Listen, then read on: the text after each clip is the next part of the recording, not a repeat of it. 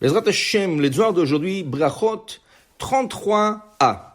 Afilu nachash kaocha la kevo lo yafsik. On a étudié déjà que tu fais la Hamida, il y a un serpent qui s'approche vers toi. On a dit, lo yafsik, il faut pas arrêter la Hamida. Amar Rav Sheshet, dit Rav Sheshet, lo shanu el nachash. Ça c'est rien que si c'est un serpent. Aval akrav, posek.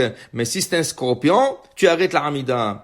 Alors, la Gemara pose une question. Mitivi. Voilà, il me pose une question. Nafal et govarayot. Une personne qui est tombée dans une fosse de lion.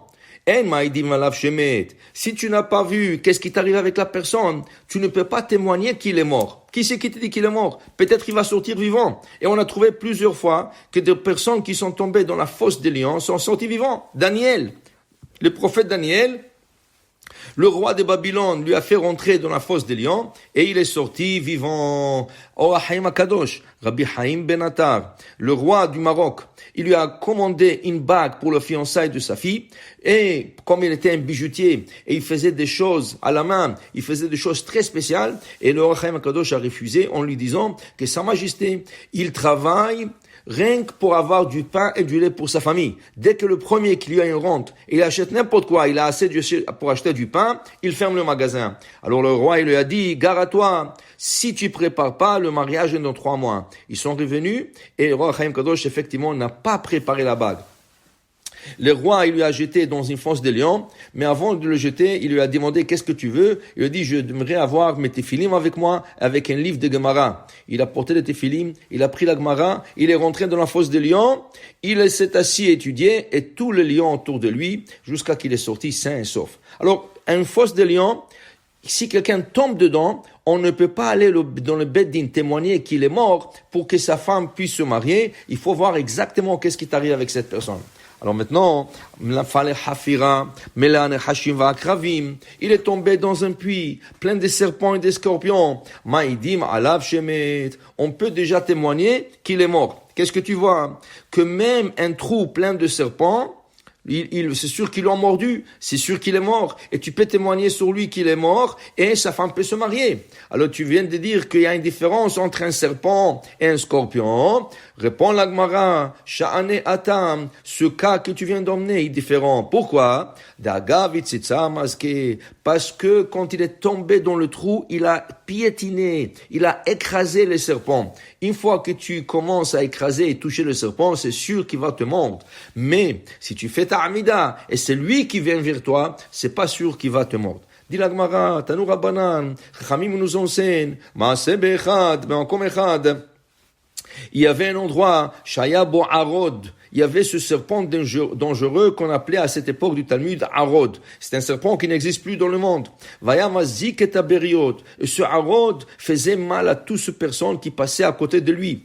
Baou ve'odiou, les Rabbi Chana ben Dossa. Ils sont venus à Rabbi Chana ben Dossa et ils lui ont dit, écoute Rabbi, il y a plein de gens qui passent par cet endroit, ils savent pas, et ce Arod, il sort, il leur mord et il leur tue.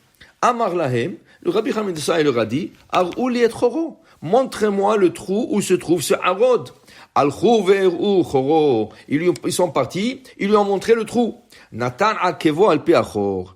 Qu'est-ce qu'il a fait Rabbi Chana de ça? Il a mis son pied, il a mis son talon dans le trou. Yatsa v'nshacho. Alors le Arod automatiquement est sorti, il a mordu Rabbi Chana de ça. Mais qu'est-ce qui est arrivé, dit la Gemara? Umet oto Arod. C'est le serpent qui est mort. Ken natlo al ktefo ve'evio le bet midrash. Il lui a pris sur ses épaules et il l'a emmené Bet HaMidrash. La Gemara explique qu'à ce Arod, que c'était un serpent assez spécial, quand il mordait une personne, si la personne courait vers une source d'eau, avant que le Arod y arrive, le Arod mourait.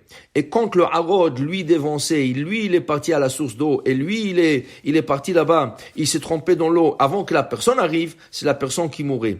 La Gemara explique qu'il y avait un miracle, que sous le talon de Rabbi Chana ben Dossa, s'est créé comme un source d'eau, et c'est le Arod qui est mort. Alors après qu'il a emmené le Arod au Bet HaMidrash, Amar lahem, il leur a dit, Re'u banai, regardez mes enfants, en Arod memit. C'est pas le Arod qui tue une personne, et la het memit. Si quelqu'un a été mordu par un serpent et il est mort, c'est pas le serpent qui l'a tué, c'est sa faute qui l'a tué. Bota sha'a, sur ce moment, ils ont dit Chachamim, Oy lo la adam shepaga bo harod. Malheur à la personne qui a été frappée par le harod.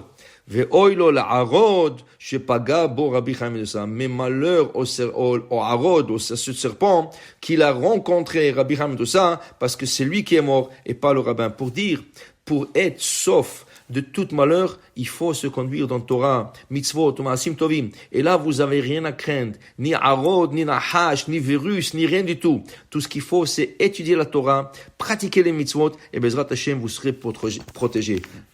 Bénis tous. Baruch Adonai le'olam. Amen ve'amen.